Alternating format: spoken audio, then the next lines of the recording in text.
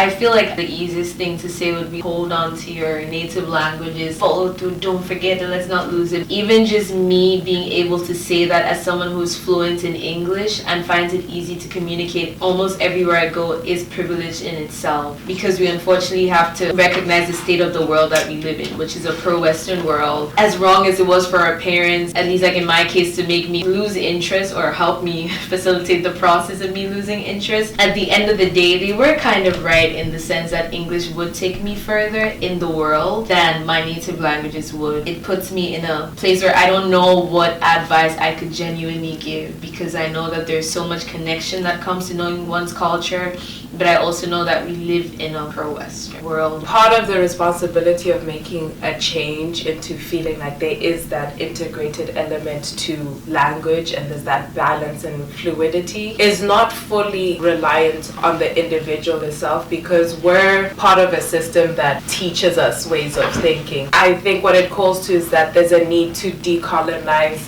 our education curriculum as a whole. So one, as students who are within, say, private institutions, we're able to have that connection from an early age and not have to come back to it when we're entering the beginning of our higher level education. I'm coming from the same perspective as Diale, that the idea of just saying like, hold on to your culture, do that, feels like the closest thing we can say. But fundamentally, I think it's a communal effort in which we have to also decenter Western ideals and Western ways of living as the standard. Like, granted, we're going to have to work towards it either ways, because currently that's the water we're swimming in, so we have to be able to adapt to that. But I would say just having a different way of moving through that water, So currently within the private setting, like private institutions, if there's more of that focus on your indigenous knowledge, that could be helpful. But also that within the public schools, there should be better systems of education, there should be better facilities and resources for them to access, so that there's not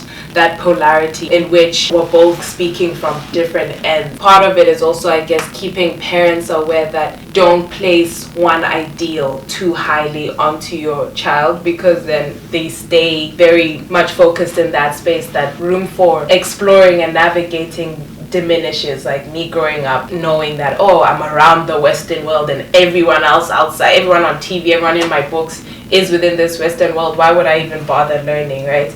And that's just a blindness, because at that point I don't understand that this is not just, this is just what's there. It's the fact that that's been intentionally placed. This is an imagination of a world that wasn't created by people like us. And so one, recognizing that and questioning, really most of it is just questioning. Question what you're learning, question what you're doing, question how much you're investing into one side or the other. But there is no one answer. You just have to remain curious. My advice would be just to be critical of, if we're talking on this topic specifically of language, be critical of what you know, be critical of what you've been told, what you've been taught.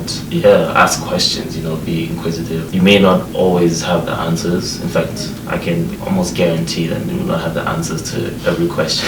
Just the fact that you are asking and being curious, I think that's the first step. You spoke about decolonizing our education systems. I think we also have to decolonize our minds. I think colonialism as we know it isn't really a thing anymore. That presence in speaking in an African context isn't the same, but it has had knock-on effects, still exists, just in a different form. It's evolved and changed and adapted, and a lot of it is mental. Like, a lot of it is the implicit biases that we're told, that were fed through the media. I'd say just be critical and question everything. If I had to speak directly to, say, my peers back home, kids in elementary school, what part can they play in all of this? At least to me, one of the most effective ways that they can individually do that is through books. And it doesn't have to necessarily be like academic sources.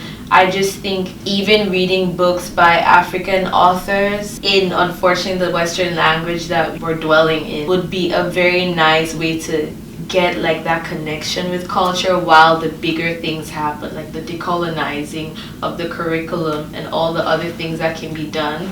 I just think the personal endeavors that they can do would just be reading books, widening your mind, and there's so much more than this one perspective. The Western way is not everything. Narratives that involve African people. I think that would be really helpful, just to provide that perspective that would then provide basis to like start questioning, start being critical.